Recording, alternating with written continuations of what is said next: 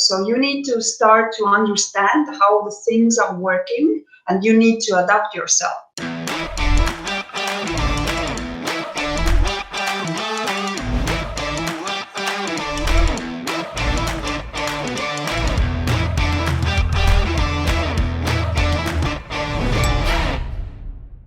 Okay, guys, hi and welcome to this episode of Unstoppables. So today we will talk about women, and I have a very special guest today. That is Ragne Sinikas. I have said your name correctly. Hi, Yes. Ragne. Thanks for Hello. being here with us today.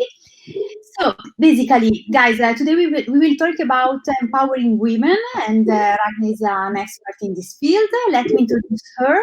She is a coach, a public speaker, founder of the World Women's Conference and Awards, founder of the She Trust Fund and the Untoldstory Foundation, and the list goes on. I hope I didn't forget too much things.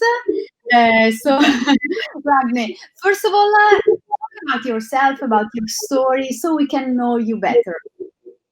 Well, I'm originally from Estonia, and as you might know, maybe not, maybe yes, Estonia was part of Soviet Union. So when we had the previous discussions a little, then my background is pretty much affected in a sense that if you grow up in a environment which is Soviet Union and communism, it does leave a mark on you, no? Yeah, sure, absolutely. So when I was looking at what we're going to discuss, then I think my first what was awakening in my head was like, oh, I have forgot from where I'm coming from, and the things when you were wanting to know also what drives me and etc. etc. But a lot of things which we are going to discuss. Then yeah. So my background is coming from Estonia. There I had always been in businesses which are mainly dominated by men, meaning that real estate development, real estate in a sense that I was also working for Regis and running 4 countries for them. Okay. And I've always been in a corporate world and in those boardrooms where though they are always filled with men and you know, being young, being blonde as I am. And they are so beautiful also that sometimes it's something that is not good for women, because the first impression is, okay, she's blonde, she's beautiful, she's stupid. Sometimes it happens. So exactly, it didn't really help me. But what it did help me is that I knew that the strength is in me, and the way that I have the attitude towards it, and also I think the main strength is always be prepared. And obviously, I don't recommend it to be the smartest person in a room. Then you're in a wrong room, but be prepared. And I think that's one of the key elements for us as women to really feel our self-confidence in every situation. Yeah, sure, absolutely. And during your path to build your business right now, what are other challenges that you faced? First of all, in your corporate life, you were surrounded by men. But then, what are like challenges that you have faced? Well, always have been also the cultural part, because coming from Estonia, coming from Europe, now living in Mexico, obviously the culture shock the first year was. I was like, okay, I thought that Europe is bad for women, but to understand that there are so many countries still where women are not taken seriously, where you can feel that you're not welcomed, you can feel that you need to prove yourself in every step of the way. Yeah, So sure. that was the beginning also. Although Mexicans are absolutely incredible people, they have the biggest heart, the biggest smile, and they're always very helpful. nevertheless, being a woman foreigner wanting to do business here was a challenge itself.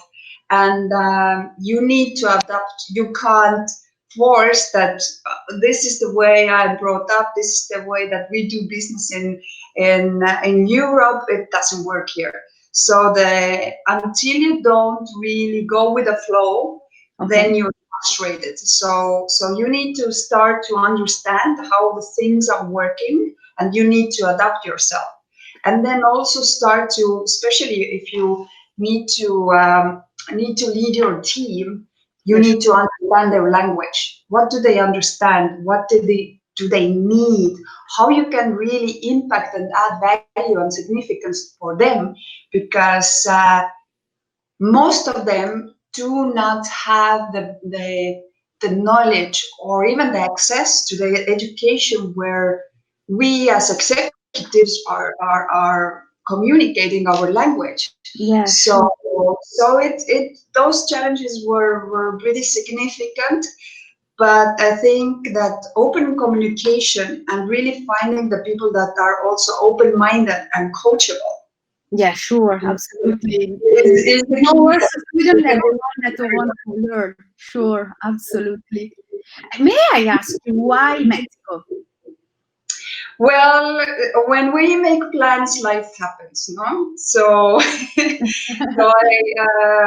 years ago, I met my husband, and we were dating for 2 years long term, and then we decided that as Estonia is very small, that I would give it a try in Mexico. So the first year, I was thinking that I'm not the smartest cookie in there.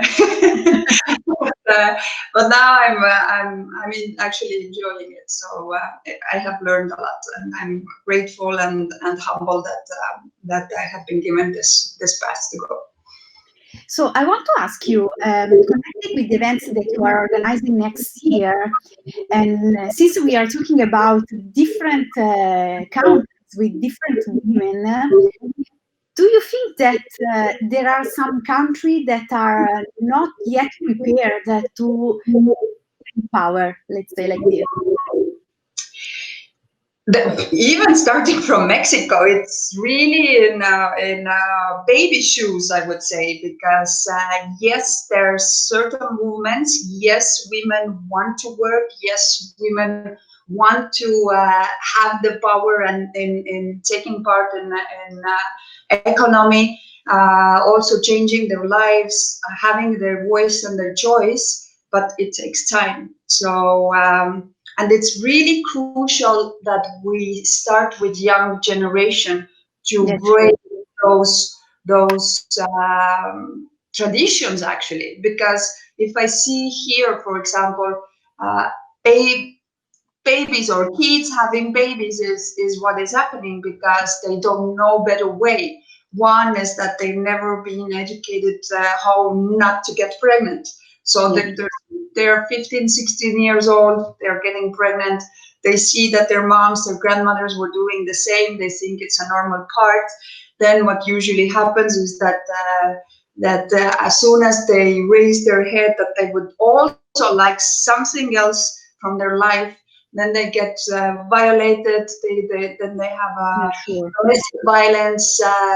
They are economically totally dependent. So they think that they don't have any other way. So they sort of go more deeper and deeper in a sleep and thinking that this is the life that has been set for them and there is absolutely no other way. There is no other option. Yeah, sure. And I think majority of Africa and majority of East is still the same, because even though we see the movements and we see that there's heads coming up here and there, but there's a lot of work to do with that. Yeah, sure. Do you think it's harder for women that starting right now their own business? It's harder than when did you start years ago? Or it could be easier maybe for technology, I don't know. Mm-hmm. Well, yes and no. I think that if you are a person and if you have a will, you can. Where's the will? There's the way. And the other thing, if we don't see, or if we're not presented with the opportunities, and we are not in a correct like environment and circumstances, then the only thing what we can really do is create those opportunities ourselves. And this is a very difficult mindset what we need to break. Like, okay, what do I really want? So in that sense, I think it's not easier or harder, because it all really depends on your circumstances, on your environment.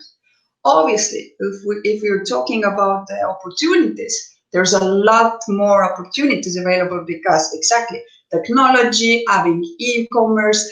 Today, you can take care of your sales, your marketing, your branding. You can do everything yourself if you want to. If you want to learn, if you're ready and open, you can do it everything yourself. Could you imagine that 5 years ago? No.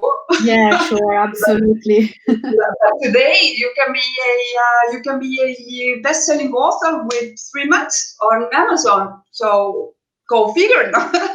Yeah, So sure. The point is like having the right mindset to figure out what challenges you have to face, even if women maybe are they have more challenges, but this is not an excuse to not trying to create your own business, your own financial freedom, like the girls that you said in some places in the world, they think that is. There is no opportunity, that you have to stay in that situation for life, as people like your mom or your grandma and so on. So yeah, sure, it's mindset. During the interviews, I am honest, it's something that always comes up, mindset. Everyone in the interviews that I'm doing, they say, okay, what is the thing that made me successful or change my life and so on? Mindset. I change first my mindset, and then all the things come up. I don't know if yeah, it happens also to you. Like I tell you, in my case, like as you said, I was in a corporate life, so it was really a change in mindset from a corporate job to a business, my own business, because a business has different responsibility, different challenges, and everything. Probably yeah. the same for you.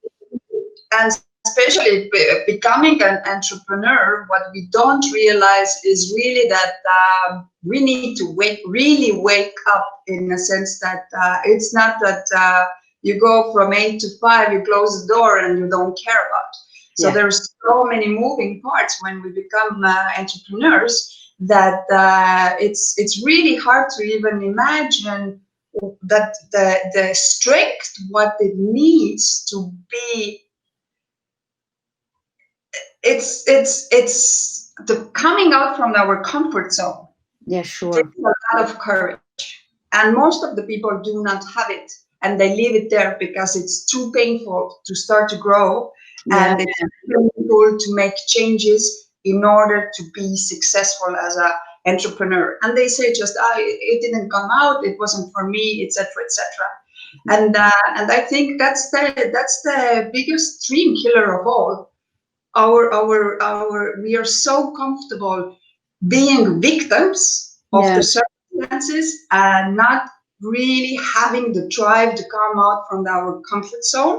Yeah. That's the main obstacles why most of the people are not. And that's why we have 5% of the whole population which are making the millions, billions, and up, And so because on. Yeah, sure. Yeah, sure. So, what do you think that are big players in empowering women? I don't know. I have a name in my mind that is Elena Cardone. I don't know if you know it. Her. I had the possibility to make an interview with her last year, and she's hosting an event in Las Vegas, a program, Women in Power. So, what others name do you think we have to follow in this topic? I was thinking about it, and I have a whole list which I can give you. And then, actually, I think what is more important, and where we you and me and whoever is listening can impact is that we start to notice the people that are doing the work and the empowerment in our community. Yeah. So we find those hidden heroes which do the work with or without reward or glory. And we start to follow and uplift those people. This Yeah. is going to make the change. Because the big names, they are already doing, they are doing a marvelous job. I'm internally grateful for those people, but how we can really impact, how we can really reach in every single village, home, the kitchen table is Yeah, that sure. we start to see and we start to talk about the people in our community which are doing it, seeing the work that they're doing, supporting them, helping them to create opportunities and access for those which are less fortunate. So I give you a very good example what we have done here in Los Cabos, Mexico. We were seeing like or when I moved here, Yeah. I was asked to do a business center here. So Oh, I founded a first co-working for Los Cabos, and then I started to have like monthly events for networking. And then I said, you know what? There's so many youth, like teenagers and people that are not able to finalize their schools yeah. because of circumstances and or they don't just have money and etc etc. So we started to have a program which is called Youth Initiative. We started to have different professionals coming to this, and they were starting to present what they do Okay. and giving the mentorships. So we were running this already 3 years, and this year actually we understood the impact that we were creating. Yeah, sure. There was a girl which raised her hand that she wants to learn how to become a real estate broker. So the broker gave her, okay, let's do 2 weeks of shadowing, mentorship, and if you like it, we see it from there. Okay. After 2 weeks, the agent calls me and says, oh my God, she's incredible. Thank you so much. Best thing in my life. 2 months ago, she called me and she's crying. And I'm like, oh my God, what? Don't tell me what happened. She's like, no, no, no. She just told me that thank you for changing my life. And I told her, no, you're totally deserving because you're hardworking and etc. No, no, Yeah, no, you don't understand. You gave me the access and the opportunity, the financial independence, which allowed me to move out from the house where I was violated physically every day. okay. And then that hits us. Okay, this is how you and me or whoever is watching can impact as well. If you are a business owner, entrepreneur, give the chances. Because what really happens with those kids, they don't know how to do resume. They don't have pre-recommendations. And when they go and ask for a job, they talk with the receptionist. And the receptionist is like, ah, she wants my job. Okay. So you never hear about those kids. Yeah, sure. So I'm inviting every single person who is watching this, look for those people who really deserve the access and opportunities. And this is our power to give them. Yeah, So, sure. and the biggest names in the history will be you and me and whoever gives the access to them. Yeah, And sure. Oprah and Lori and Barbara and Michelle and Julia and everybody will follow. but Yeah. this is my approach to this. Like I was really thinking about it, and there's so many wonderful people like the Mother Teresa in Nepal, which have helped so many girls from sex trafficking, and now educating them and giving them new lives for them. There's so many people which we don't know them. So Yeah. we want to know those untold stories, and we want to find those hidden heroes. If you know anyone, let us know, and we will bring them on. Yeah, sure, absolutely. The big changes starts from the little choices of normal people, humble people, like as you said, me and you, of course. So another thing that I want to ask you is there is something else that I didn't ask you and that you want to share with our audience today. I think that really to be empowered is to really authentically step into who we are as women. So we embrace the feminine and really question the very masculine world that we are helping to create, to be honest, no? Yes. So we need to really take 100% responsibility for what is happening in our society instead of waiting that someone else is coming and fix it. So we need to commit to educate and inspire the next generation that in a different way, no? And I think to do that, we first need, really, like you said, we really need to look at ourselves and understand what it means to be authentic. Yes.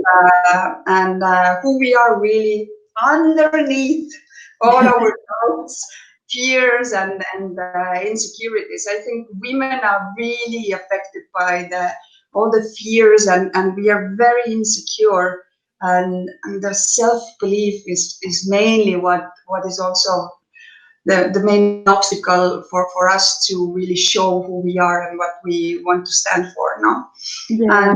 And I think if we do that, then we can really impact and change our ecosystems, because having the courage to bring our own selves into the leadership has to really power to change the world. So I think that would be really, as you as a leader see in yourself, overcome all your fears, your excuses.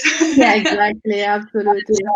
And really start to impact the ecosystems which are surrounding you, or start to create those ecosystems for others. Yeah, sure. I will ask the last thing. You were talking about insecurities, fear, and I have to be honest with you. When I started with my business, this was one of my problems, because I was fear of investing money. I was afraid to fail, and a lot of list. The list goes on like infinite points.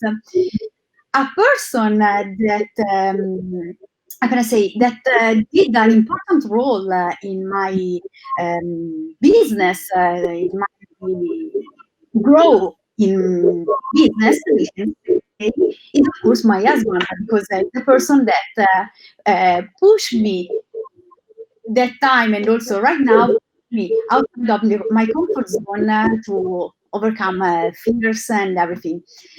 You are married as well, so what do you think? How much is important to have in your side as a woman, a man that understands you, that helps you, that push you if you make too much excuses or you are too much insecure?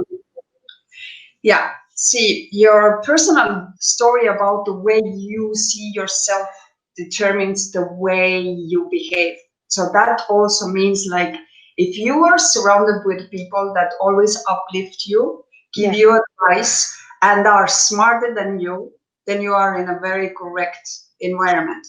If that tends to be more like the same level, or more like pulling you down, you need to change the environment.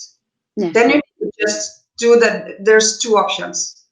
Whether I just go back to sleep and live my life as it was, or you take the responsibility for your life and for your business and say, you know what, I deserve more, I want more, and you need to surround yourself with people that will get you there.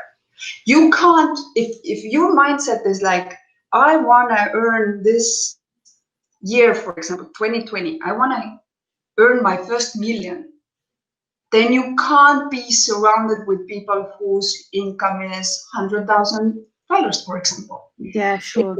Because all the information, all that, because you start to feel sorry for them, you start to feel pressured and also bad because you're doing better. You shouldn't. And then they start to also, the environment goes toxic. and you don't even realize, because you love those people. You love family, you love your friends, you love everybody who surrounds you. But as we once in a while need to do the checkup of our Facebook, who are our friends there, we need to really do the checkup also in our very close circle. Who really serve, in a sense that you get, whether something that fills your heart, or someone who fills your mindset and helps you really to go to the next level. So very important, surround yourself with people that uplift you, and that will make huge difference in who you are and where you want to go. Yeah, absolutely. I really love that. Thank you, Ragne, for your time. It has been a really interesting interview. I really loved, and I hope, guys, that you love this interview as well. And thanks again, Ragne, for sharing your expertise in this talk. And see you all soon. And guys, thanks for being with us also in this episode of Unstoppable, and see you on the next one. Bye.